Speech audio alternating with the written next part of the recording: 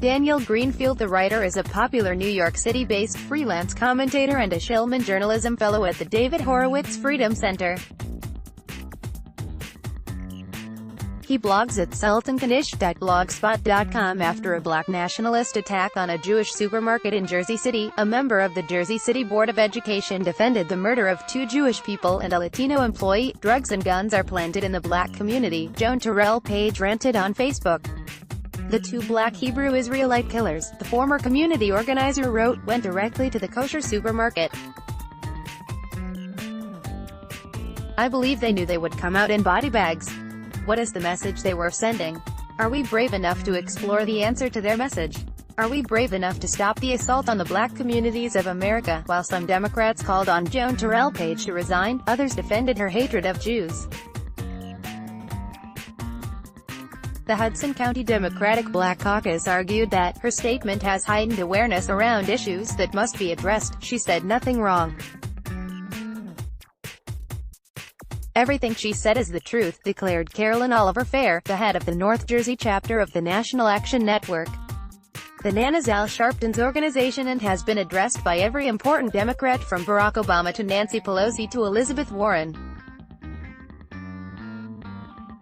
The National Action Network has the unique distinction of being the destination of choice for every major Democrat and for its role in the murder of 7 people. Virtually every 2020 Democrat has appeared at the National Action Network, including Warren, Andrew Yang, Julian Castro, Pete Buttigieg, Kamala Harris, Cory Booker, and Bernie Sanders, despite its ugly history even before Fair's support for murdering Jews. Sharpton had been the central figure in the Crown Heights pogrom. He has a history of anti-Semitic slurs, and the NAN has blood on its hands. Unlike many contemporary hate groups, the National Action Network has the unique distinction of being the destination of choice for every major Democrat and for its role in the murder of 7 people. Those were the 7 who died in the Freddy's Fashion Mart fire, 5 of them Latino women, who were killed when a black nationalist gunman ordered black people to leave before opening fire and burning the store. The worst racist hate crime in New York City was preceded by Sharpton denouncing the store owner as a white interloper. Morris Powell, who had been on trial for breaking a Korean woman's head during a previous protest, had headed the National Action Network's Buy Black Committee. Powell had chanted, "Don't give the Jew a dime," outside the store and praised the killer as a black man who struggled for his people to be free. The New York Times headlined its piece on the black nationalist killer as "A Life of Resistance." The sympathetic profile of a racist monster who murdered 7 people would never have been run about Dylan Roof or Robert Bowers. Nor would a racist massacre have been described as resistance, but the New York Times quoted an imam in the Believers Mosque in St.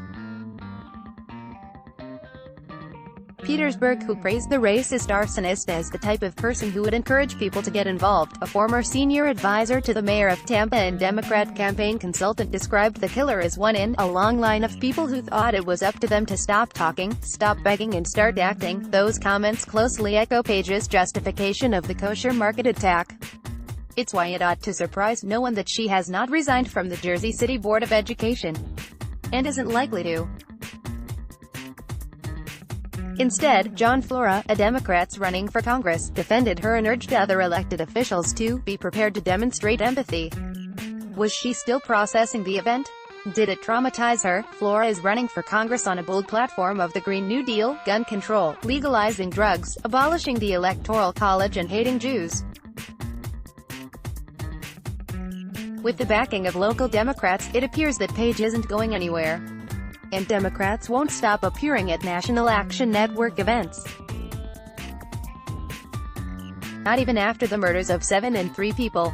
The underlying problem is that the Democrats don't oppose racism or racial nationalism.